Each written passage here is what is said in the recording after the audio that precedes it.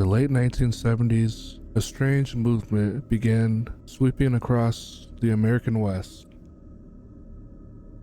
A group that walked barefoot through towns, dressed in identical robes, and lived entirely off of food pulled from dumpsters. Locals called them the garbage eaters, and to outsiders, they looked like harmless drifters, just another commune trying to escape modern life. But inside the group, things were different, much darker, much more controlled.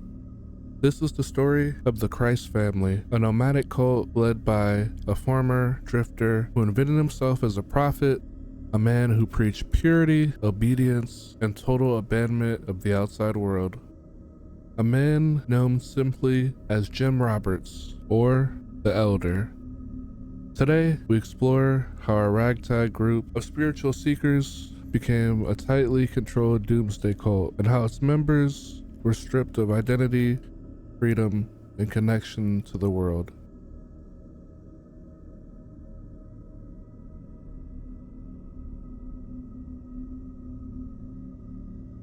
Before he claimed to be a prophet, Jim Roberts was a wanderer himself.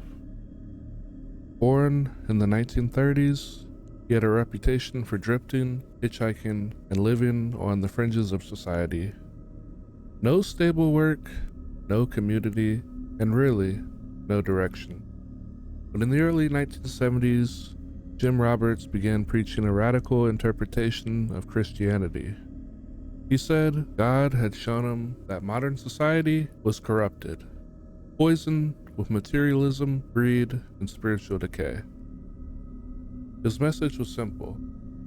Leave everything behind, reject modern life, do exactly as he says. Only then would you find salvation. And people listened, and soon they followed.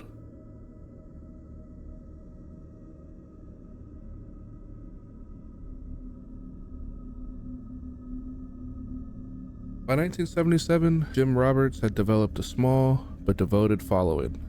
They called themselves the Christ family. But townspeople started calling them something else.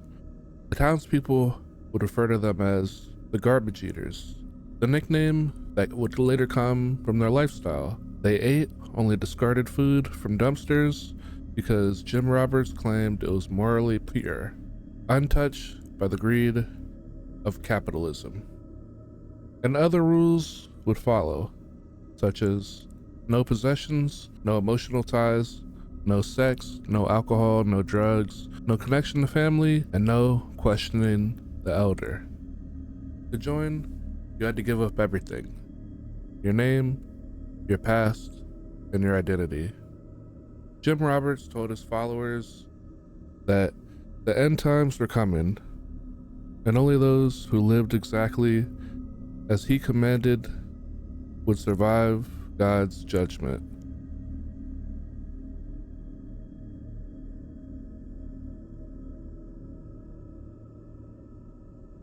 Once you join the Christ family, every aspect of your life belonged to the elder. There was a strict dress code. They all wore identical white robes, simple, rough, and handmade. The uniform erased individuality, making everyone look replaceable. They all were forced to have a very strict identity. Members rarely used their birth names. Jim Roberts sometimes assigned new names or stripped them of their names entirely. There was a strict way of transportation. The group wandered constantly: California, Arizona, Utah, and Oregon.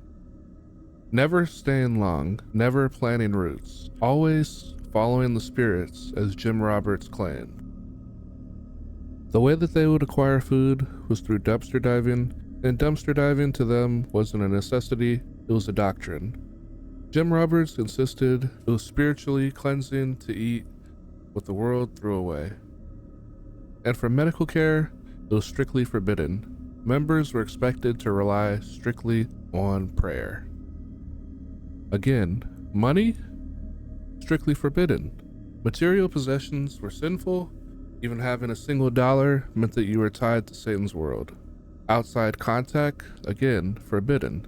Families who tried to contact were rejected, as Jim Roberts convinced members that their families were agents of the devil, trying to drag them back into corruption. Some parents spent decades searching for their children who had vanished within the cult.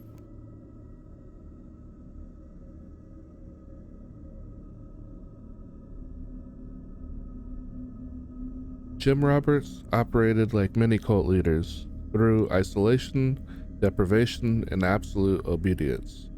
But his method had a twist. He didn't lure followers with luxury, sexuality, or prosperity. He lured them with suffering. He preached that the more you sacrificed, the more God loved you. He exploited people who already fell out of place, often runaways, drifters, and young seekers looking for a meaning. And in their vulnerability, Jim Roberts saw an opportunity. And once people joined, the constant walking, hunger, exhaustion, and humiliation broke them down mentally. They became dependent on him, not just spiritually, but physically.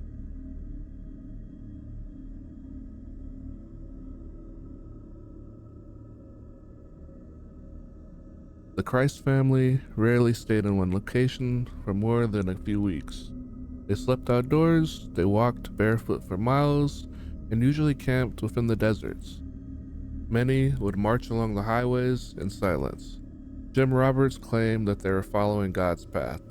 In reality, constant movement prevented members from forming any outside connections that might challenge his control. Police departments across the West became familiar with them, a strange caravan of people in white robes, silent and obedient, picking through garbage cans behind supermarkets. Some towns even banned them. Others arrested members for minor infractions. But no matter what happened, they all just kept walking.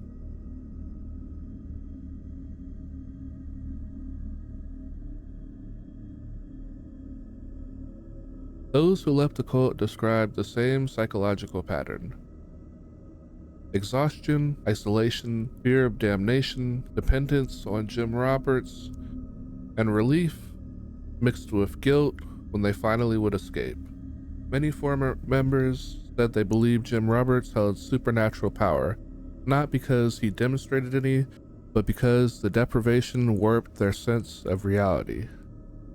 Leaving the group often meant being completely unprepared for life. No money, no ID, no support, and no sense of self. But escaping still meant freedom, a chance to breathe again, a chance to reconnect with the world they were taught to fear.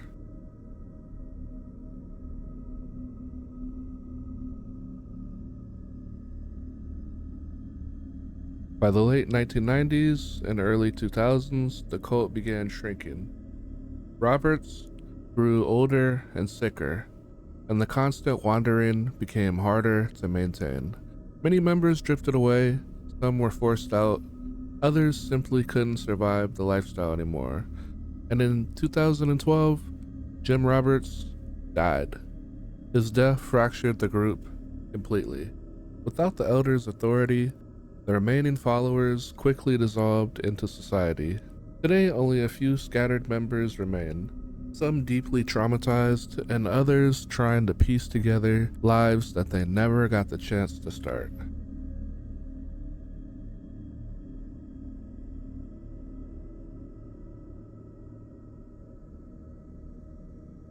The Christ family wasn't known for mass casualties or dramatic violence, but the damage they caused was quieter.